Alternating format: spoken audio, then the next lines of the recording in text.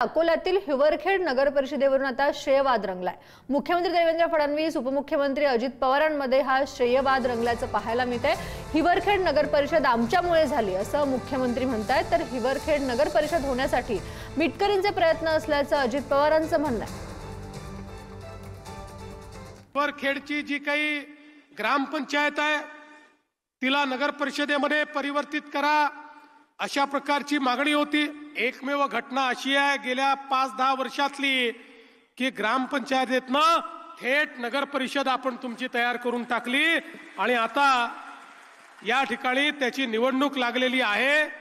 त्यामुळे खऱ्या अर्थानं आता पहिल्या निवडणुकीत भाजपचाच झेंडा हा नगर परिषदेवर लागला पाहिजे, ही आता तुमची जबाबदारी आहे।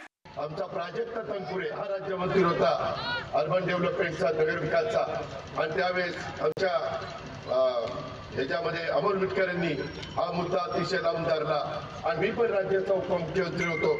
मी त्याच्यामध्ये सर्वतोपरी सहकार्य केलं आणि प्राजक्तला पण सांगितलं की आपल्याला हिवरखेड नगरपालिका करायची आहे आणि त्या पद्धतीनं आमच्या अमोल मिटकरांच्या, प्रतिभाताईंच्या आणि सगळ्यांच्या आग्रहाला यश त्या ठिकाणी मिळालं।